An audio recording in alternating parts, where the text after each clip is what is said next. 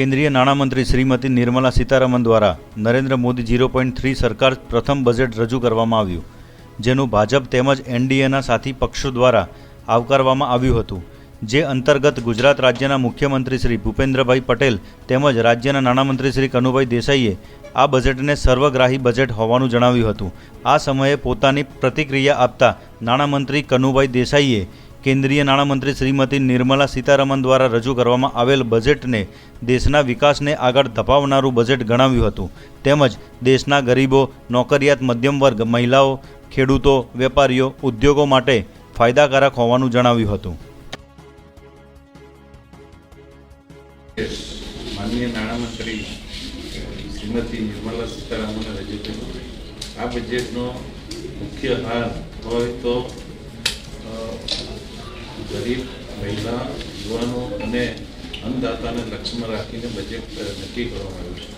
आ budget में रोजगारी पर सौथी वधु भार मूकवामां आव्यो छे। एमां युवाओं अने महिलाओने वधुमां वधु रोजगारी मळे ए माटेना घणा आयोजनो करवामां आव्या छे અને સાથે સાથે યુવાનો અને નોકરી ઇચ્છુકોનો કૌશલ્યવર્ધન થાય, એ લોકો પોતાની રીતે પોતાનો વ્યવસાય કરી શકે એ માટેના કૌશલ્યવર્ધન પ્રોગ્રામો પણ નક્કી કરવામાં આવ્યા છે। અત્યારે જે આપણી આઈટીઆઈ છે એને પણ અપગ્રેડ કરવાના ઘણા બધા આયામો લેવામાં આવ્યા છે અને એમાં ડ્રોન ટેકનોલોજીથી લઈને જે નવી ટેકનોલોજી બધી આવી છે એનો સમાવેશ કરીને શિક્ષણ આપીને કૌશલ્ય વધારીને આપણા યુવાનોને તૈયાર કરવામાં આવશે।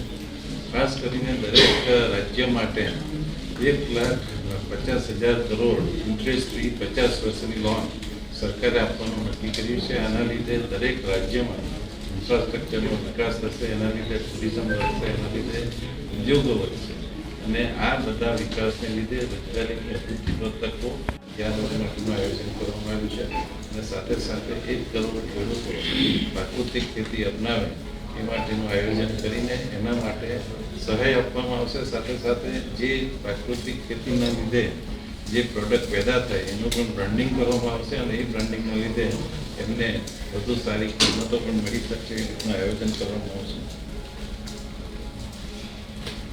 આ બજેટની સૌથી મોટી વિશેષતા એ છે કે 11,11,111 કરોડનું મૂડી ખર્ચનું આયોજન કરવામાં આવશે। આ મૂડી ખર્ચના લીધે દેશમાં અનેકવિધ સુવિધાઓ ઊભી થશે, જેવી કે રોડ, ટ્રેન સુવિધાઓ, બુલેટ ટ્રેન, મેટ્રો ટ્રેન અને એના લીધે કનેક્ટિવિટી વધશે અને સાથે સાથે ધંધો અને રોજગાર પણ વધશે અને મોટા ઇન્ડસ્ટ્રીયલ પાર્ક, જીઆઈડીસી આખા ભારતમાં મેઇન ફોકસ યુવાનોને રોજગારી આપવાનું આ બજેટ ઉપરથી આપણને ફલિત થઈ રહ્યું છે।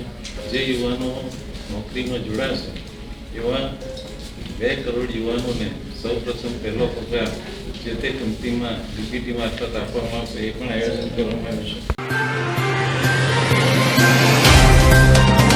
तो व्हाट्सएप, ट्विटर, फेसबुक, इंस्टा जहाँ भी आपका अकाउंट है, इसे शेयर बटन के द्वारा वहाँ पर शेयर करें।